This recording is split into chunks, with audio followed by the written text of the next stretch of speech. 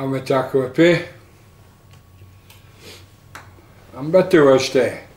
Hello, my relatives. Today is a good day. Always. You know, a while ago, and I've been thinking about this for a long time. As you know, my people are dying. And our existence is very, very marginal. Marginal. Oh, there'll be the feathered Pan-Indians doing their powwow thing. But our languages will be gone. And when we lose our language, we lose our essence. Who we are is in our language. And I've said this many times. You know, linguists have ascertained that our languages in the Western Hemisphere are the most expressive languages on earth. They cannot be correctly translated, ever, into any language.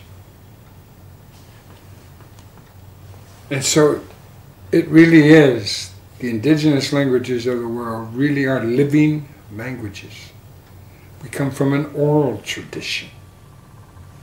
We develop the brain so that we can remember everything about natural law, the natural universe, and everything within, and also how to live. And it's all in our languages. So, a couple of weeks ago, I cut my hair. You see, in our way, among the Lakota, when someone is dying, or when someone dies, we cut our hair, you see?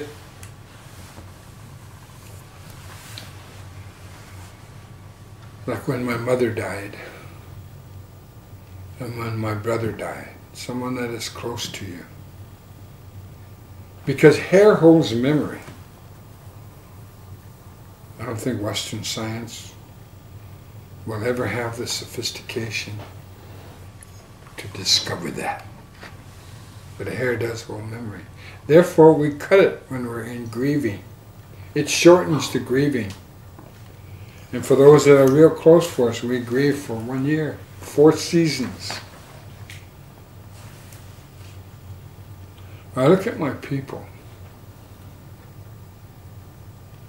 and it's gone. Our languages. And the Lakota language, we're this close. This close. So you see,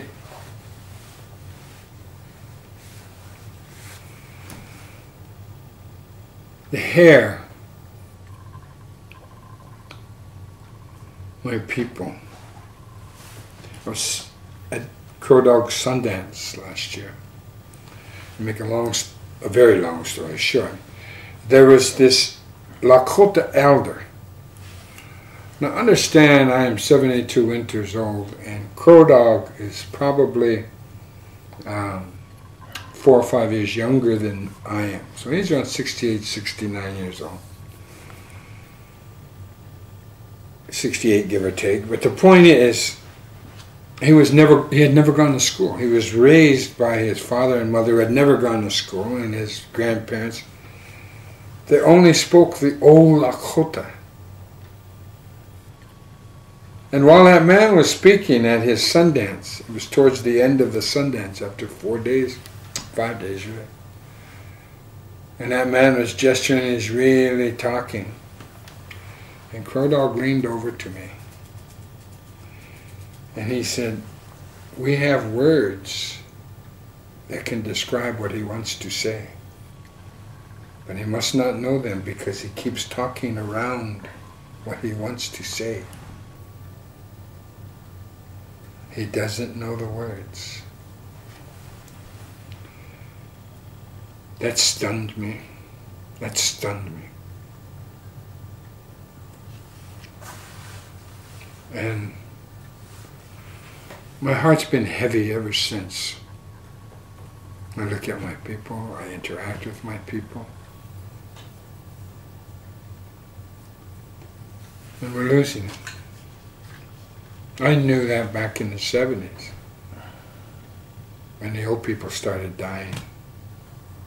I knew that up at Yellow Thunder Camp in the 80s, when our teacher, our Lakota teacher, was trying to teach us the names of the clouds. 52.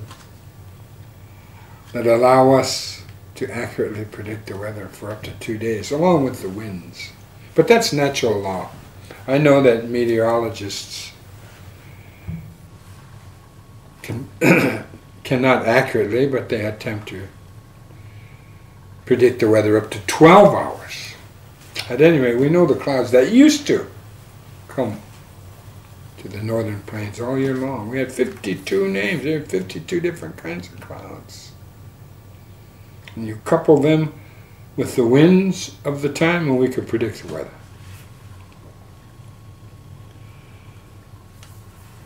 So I have a man, a very dear friend, he's like a younger brother to me, Bayard Johnson. We have a production company together, and he's part Indian. He really is. He has his French name coupled with an English name, Bayard Johnson. He's a writer, screenwriter, he's written books. And now him and I have collaborated on a book called If You Have Forgotten the Names of the Clouds, You Have Lost Your Way. A handbook of American Indian thought and philosophy. It's going to be a small book. It's finished now, except for my drawings. Hopefully it will be published this fall by St. Martin's Press. But I wanted you to know why I cut my hair. And ironically, I'm growing hair on my face. Well, I do have what has been a successful movie career. 22 movies in 20 years.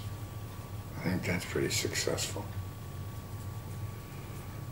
Or 23 movies in 20 years. That's right, I just did one. So, I have that, and of course this can come off in a matter of minutes.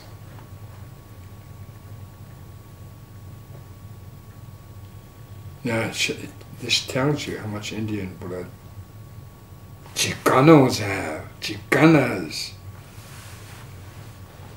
the Mexican Americans, the Indios, the Indias. At any rate, I wanted to let you know why I cut my hair. It's sad. I'm watching my people disappear right in front of my eyes.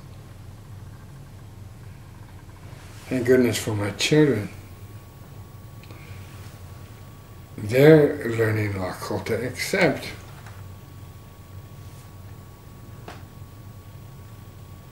the names of the clouds.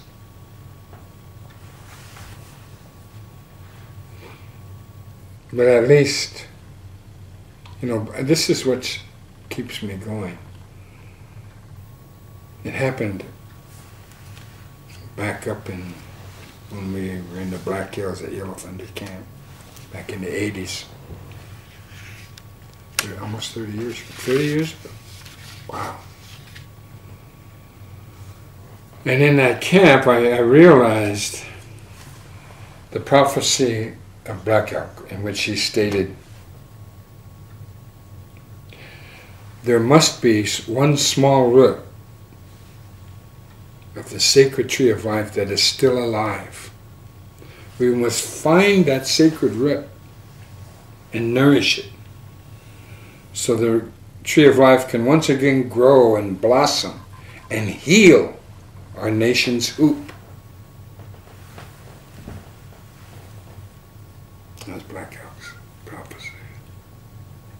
So I've been hanging on to that. I was sure it was Yellow Thunder Camp that we had in the Black Hills. I lived up there. We lived up there for 5 years before the Supreme Court ruled against us and our way of life.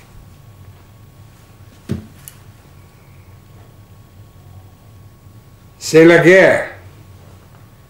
Or more appropriately, c'est la vie. That's life. Because the war continues. You know, I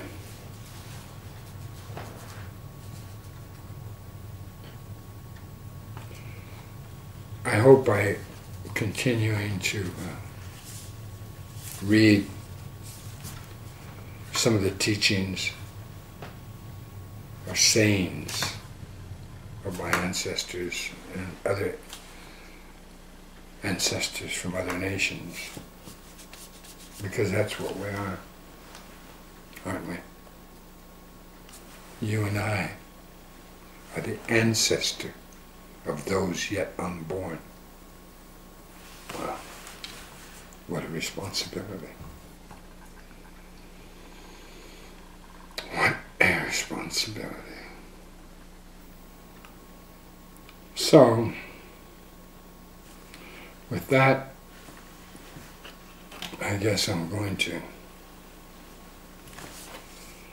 read the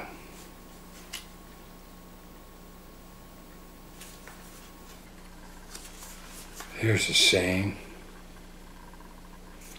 by Eagle Chief, a Pawnee. All things in the world are two. In our minds we are two. There is good and there is bad. With our eyes we see two things.